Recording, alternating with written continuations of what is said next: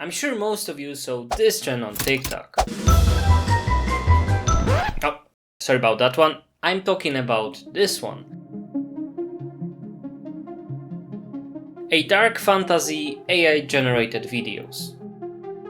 It's just a silly TikTok trend, but it actually really intrigued me, and even though some time has already passed since it started popping up all over my TikTok page, I keep asking myself, how would a proper dark fantasy game look like if made using this aesthetic? And then I remembered, well, I am a game designer. I do AAA games for a living. Why not try and make such a game myself? I mean, what can go wrong, right? Right? Hello everyone and welcome back to my channel. Although most likely you're seeing me for the first time, so in such case just welcome to the channel. It's been some time since my last upload because, my day job has been super busy, but I pinky promise this time I will keep things consistent. Or at least I'll try to keeping them consistent. For some time now, I've been making big games as my 9 to 7 job and smaller games after hours.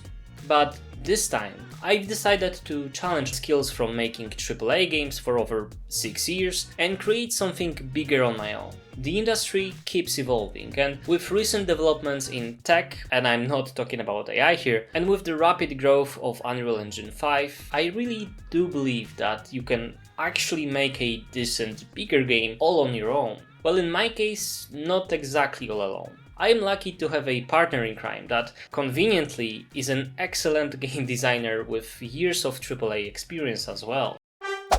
Heya!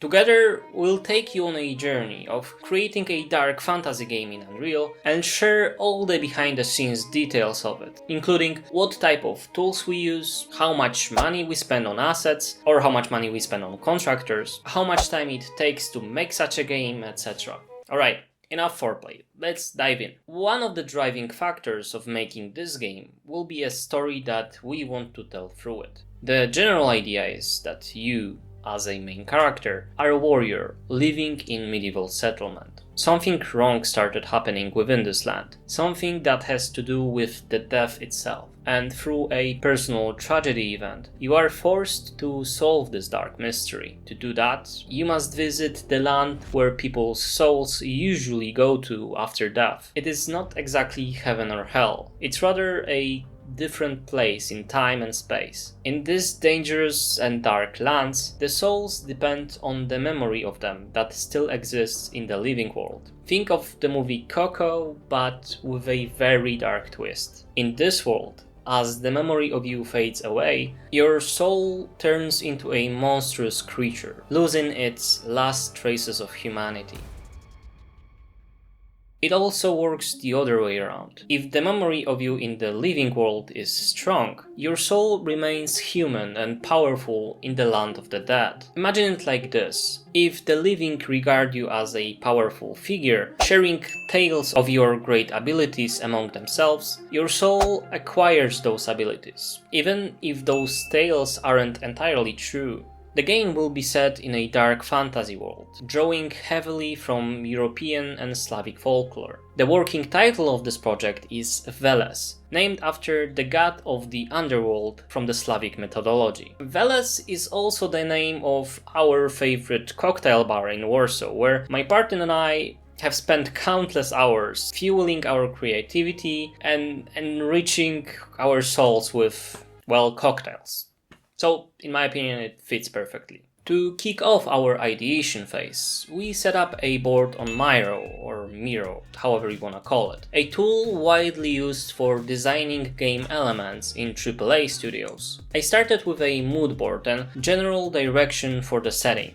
Beside the before mentioned TikTok trend, we took some inspirations from movies like The Green Knight, A Company of Wolves, or The Northman.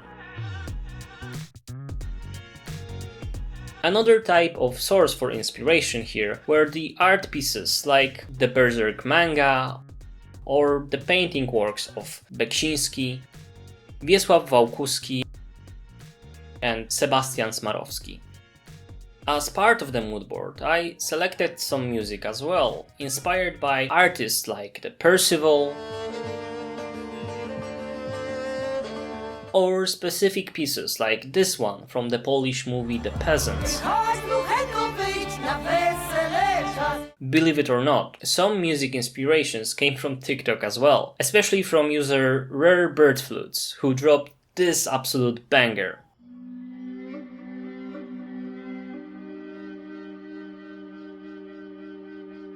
After we spent about a month within this ideation phase, discussing the details of characters and story as well, now it was time to start deploying the big gun we usually use when designing bigger games. A method called rapid prototyping. It is generally all about quickly building and testing parts of the game to see what works and what doesn't. That meant that I can finally jump into the engine and start putting ideas to work. As the game engine for this project, we naturally chose Unreal Engine 5. As I mentioned, current state of this engine enables small creators like us to make bigger games, using similar or sometimes even literally the same tools that huge gaming studios use when making AAA games. In the engine itself, I want to first tackle proof of concept for the main gameplay loop. The first thing I started with was implementing the game ability system, or GAS. Now, GAS is a powerful framework in Unreal that helps manage and execute abilities. It's incredibly versatile and has been used in some major titles already.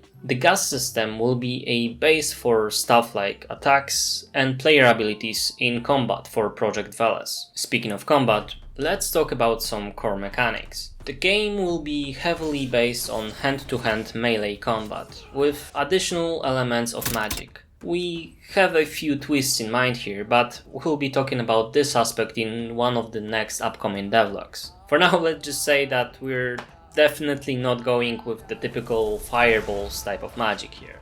Since I'm aiming for a Souls-like feel, I had to start with the most important element. The one without it is impossible to achieve the true Souls-like experience. And I'm talking of course about rolling through barrels. It has to be the first thing you need for any game to be called Souls-like. But on a more serious note, I decided for this simple mechanic to be the first ability to test our gas and animation pipeline. I started by adding a knight character model from the Unreal Marketplace. This is the first actual purchase for the project, for which I spent $35. The knight model will be used for the main character until we move to the MetaHuman system. Now, the MetaHuman system is a detailed character creation tool used in big games like Hellblade 2, allowing solo developers like us to make high quality assets without months of modeling, but that will come later in the development. For now, our brave knight in the shiny armor will do. Aw, don't listen buddy, mom and dad would never replace you. At least not anytime soon.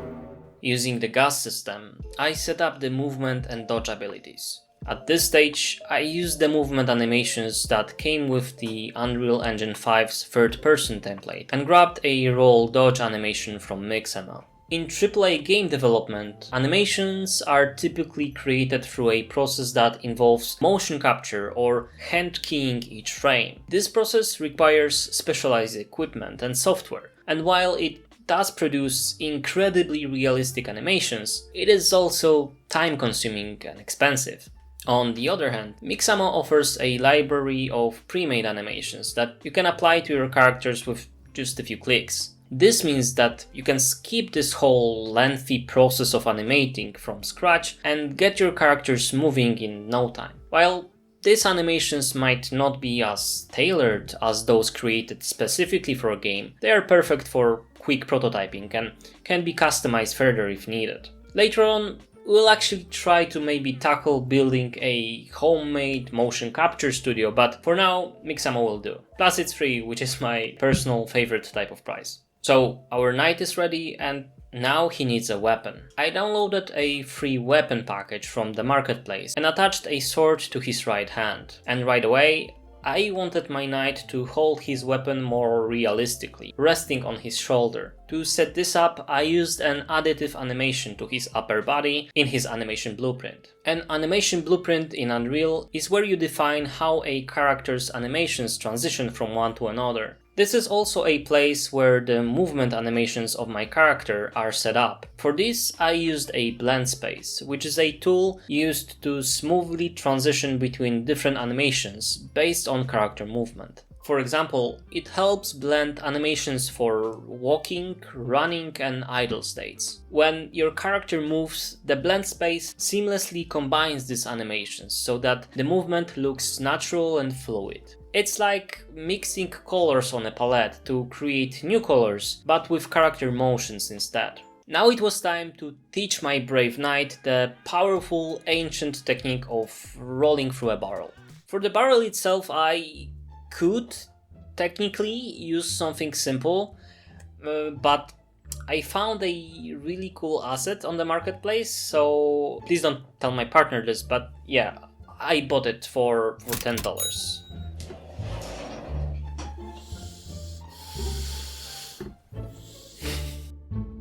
And even though this barrel costed $10, it was not prepared for the destruction itself, so I had to implement it myself. To do this, I used yet another powerful Unreal Engine tool, the Chaos Destruction System. The Chaos Engine is an Unreal physics system for simulating destruction. Think explosions, collapsing buildings, and in our case, smashing through barrels. I don't think my game will ever need the battlefield level of destruction in gameplay, so chaos is all we need, at least for now. Now, usually when creating a game, you should rather focus on implementing working game mechanics in a simple environment first, like a prototype gym in Unreal. But for my case, the goal of what I'm doing right now is to see it within the setting we have in mind. I really need to see how our ideas translate into an eerie, dark fantasy setting early on. Although for most projects I highly recommend sticking to prototyping on a simple blockout environment, especially when you want to gather some feedback about a particular gameplay piece you were working on.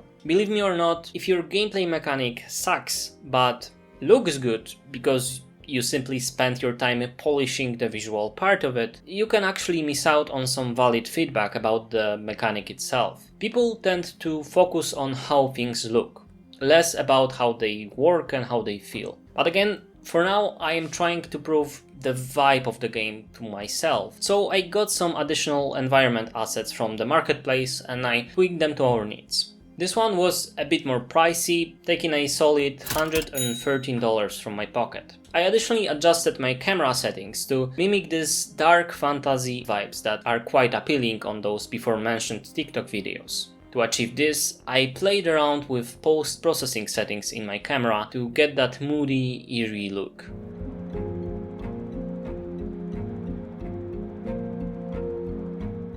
And finally, it was time to set up my character and my barrel into the level itself.